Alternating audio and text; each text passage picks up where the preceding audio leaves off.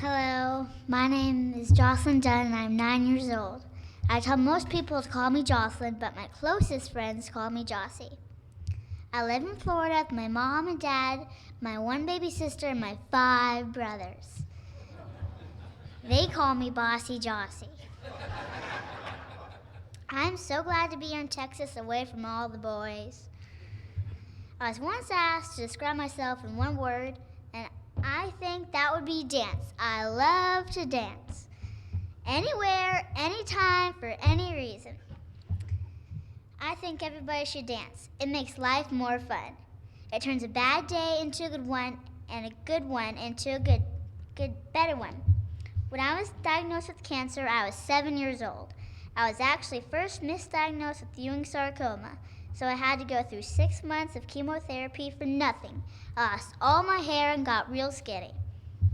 Then, when it was time for the big surgery to remove my tumor from my tummy, my parents wanted to have the best surgeon they could find. So we flew to New York City, where Dr. LaQualia did a great job. After he took out my tumor, he told us that the doctors in Florida had been wrong, that I did not have Ewing sarcoma, but something called GIST. I didn't know what that was, but I was relieved to learn that it meant no more chemo. Then my mom joined Raft and started to learn a lot more about GIST.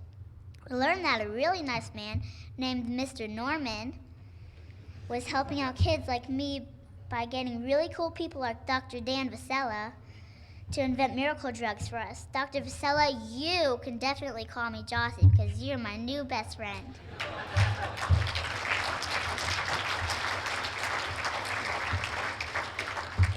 Dr. Vasella is the CEO of Novartis and has dedicated much of his time, money, resources, and most of all his heart to find the cure for GIST.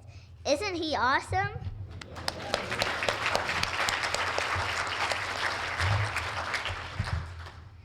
I was once the youngest diagnosed GIST patient in Raft, but thanks to amazing people like Mr. Norman, Dr. LaQualia, Dr. Vasella, and others like them, I'm going to be the oldest GIST patient someday, like 110. Now I know that saving us GIST kids may not make anyone rich, but it will make lots of people very happy inside, so happy that they're gonna wanna dance. And now I'd like to introduce and extend a very special welcome to our honored guest and my new best friend, Dr. Daniel Vasella.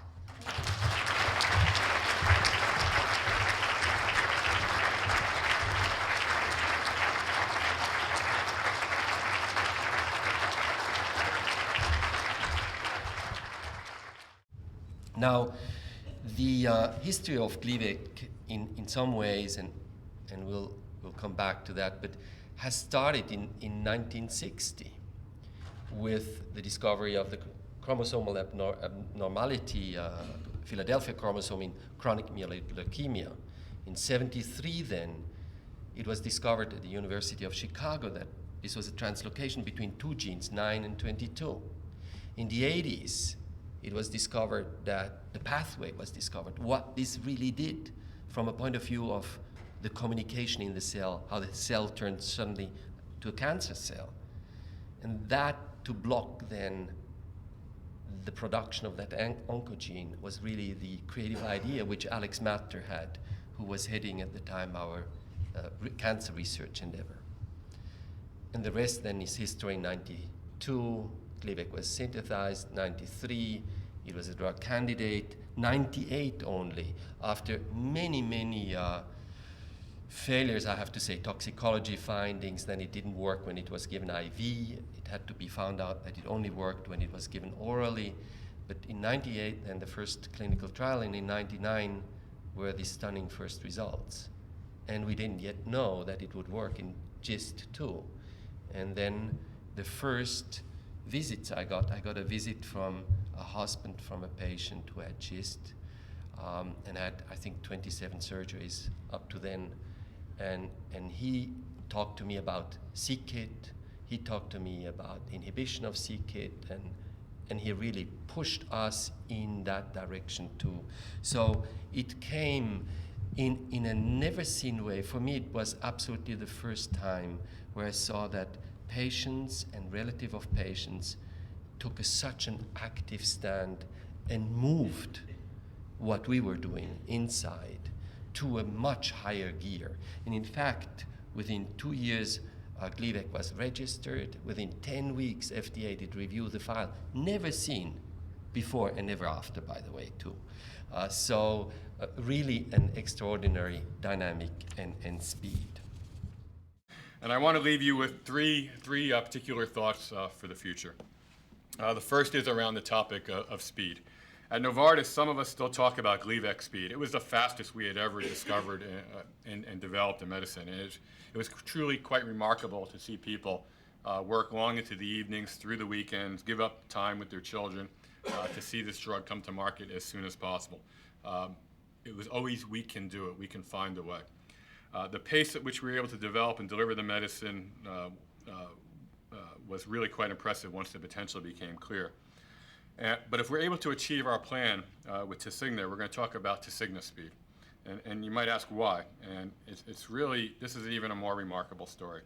It will have taken only 4 years from Tasigna's discovery in 2002. Now remember, we only launched Gleevec in 2001. We already discovered the next drug 1 year later, to the initiation of phase 3 trials. So then 4 years from that discovery, all the bench science, all the preclinical toxicology work, the scale up for clinical trials, getting the clinical trials started with our investigators, 4 years later, starting large randomized clinical trials. And that's really quite impressive and shows you that anything can be done if one puts their mind to it.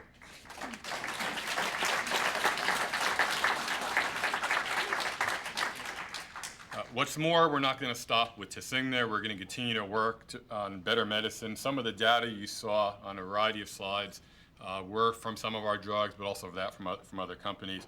And we will not stop until we reach the dream of either curing this disease or making it such that you can live 20 or more years, and if you have to die, you die of other natural causes. The second thought I want to share with you has to do with the rise of new technologies. You heard a lot about that today. We should not underestimate the impact of better methods to detect cancer and to measure the progress of treatments. With these high-tech tools, I believe we'll better identify the best compounds to hit the right molecular targets and be able to provide the right medicines for the right patients.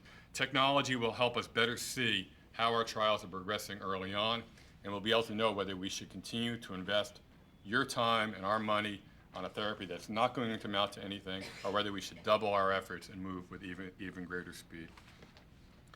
Last but not least, I want to be clear that not one researcher or company can conquer GIST alone.